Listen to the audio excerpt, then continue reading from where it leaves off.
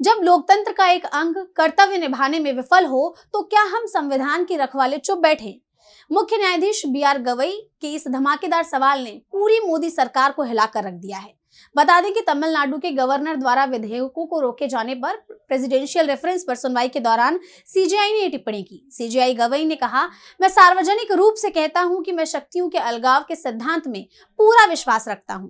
हालांकि न्यायिक सक्रियता होनी चाहिए, लेकिन इसे न्यायिक दुस्साहस में नहीं बदलना चाहिए। उन्होंने सरकार से पूछा कि यदि लोकतंत्र का एक पक्ष अपने कर्तव्यों का निर्वहन करने में विफल रहता है तो क्या संविधान का संरक्षक न्यायालय शक्तिहीन होकर चुप बैठा रहेगा?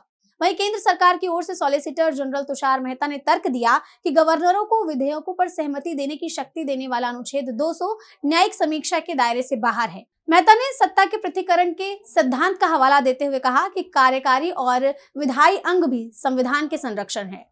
बता दें कि इससे पहले तमिलनाडु सरकार की याचिका पर सुनवाई के बाद 13 अप्रैल 2025 को सुप्रीम कोर्ट ने गवर्नर आर.एन. रवि के विधेयकों पर देरी करने को अवैध और मनमाना करार दिया था। इस फैसले में कोर्ट ने कहा था कि गवर्नरों को विधानसभा द्वारा दोबारा भेजे गए विधेयकों पर सही समय के भीतर हस्ताक्षर करना जरूरी है। इस फैसले ने पहली बार गवर्नरों और राष्ट्रपति के लिए विधेयकों पर कार्यवाही करने की समय सीमा को न्यायिक रूप से लागू करने की बात कही थी। ऐसा नहीं होने पर बिल को अपने आप मंजूरी मिल जाने की बात भी कही गई थी। अब देखना होगा कि प्रेसिडेंशियल रेफरेंस पर क्या फैसला अदालत सुनाती है।